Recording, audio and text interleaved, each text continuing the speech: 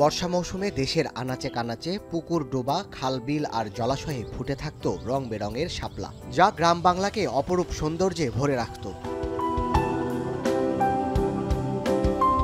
তবে ১০-১৫ বছরের ব্যবধানে উপকূলীয় অঞ্চলের জলাশয়ে আশঙ্কাজনক হারে কমেছে শাপলা।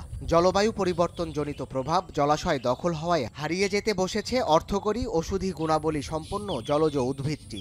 খালে আমরা অনেক শাপলা উঠেছি, যে সমস্ত জায়গায় এই শাপলাগুলো হইতো, এই সমস্ত জায়গাগুলো এই সরকার লিজ দেওয়ার কারণে শাপলাগুলো আমাদের দেশ থেকে উঠতে যাওয়ারই পালা। শাপলার বীজ তো সব নষ্ট হয়ে যায়, কীটনাশক ওষুধ দেওয়া হয়। শাপলা ফুল, শাপলা শালুকের নিচেই কিন্তু এই বীজটা হয়, যেটাকে চিয়া বীজ বলা হয়। তো আমাদের দেশ থেকে এটা হারাই যেতেছে। বিশেষজ্ঞরা বলছেন, অতিরিক্ত খরায় জলাশয় শুকিয়ে যাওয়ায় ও লবণাক্ততার কারণে হুমকির মুখে শাপলার জীবনচক্র। এছাড়াও কৃষি জমিতে মাত্রাতিরিক্ত কীটনাশক ব্যবহারের কারণে অস্তিত্ব সংকটে পড়েছে জাতীয় ফুল শাপলা।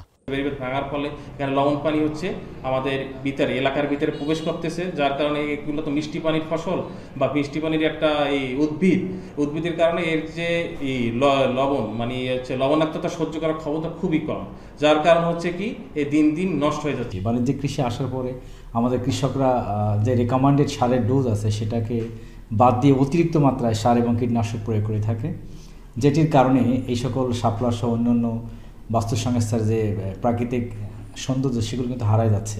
শাপলার লতাপাতা মাটির গুণাগুণ ধরে রাখার পাশাপাশি দেশীয় মাছের প্রজনন স্থল হিসেবে গুরুত্বপূর্ণ ভূমিকা রাখে। কিন্তু দিন দিন শাপলা হারিয়ে যাওয়ার প্রভাব পড়েছে মাছের বংশ বিস্তারে। তবে মৎস্য বিভাগের দাবি, শাপলার অস্তিত্ব রক্ষায় জনসচেতনতা বাড়াতে কাজ করছেন তারা। আমাদের এই অঞ্চলে যদি আমরা পেস্টিসাইডের ব্যবহার কমাইতে পারি এবং এই জলাশয়গুলোকে রক্ষা করতে পারি এবং শাপলার যে জীববৈচিত্র্য এটাকে রক্ষা করতে পারি, এটা আমাদের সামগ্রিক মুক্ত অভ্যন্তরীণ জলাশয়ের যে বদ্ধ জলাশয়ের একটা জীববৈচিত্র্য একটা উন্নয়ন হবে। জলবায়ু পরিবর্তনের প্রভাব এবং মানুষের জীবন জীবিকার তাগিদে অনেকটাই নীরবে হারিয়ে যাচ্ছে শাপলাসহ উপকারী অনেক জলজ উদ্ভিদ। পরিবেশ ও জীববৈচিত্র্য রক্ষায় দ্রুত সরকারি ও বেসরকারিভাবে পদক্ষেপ নেয়ার দাবি সচেতন বাসিন্দাদের।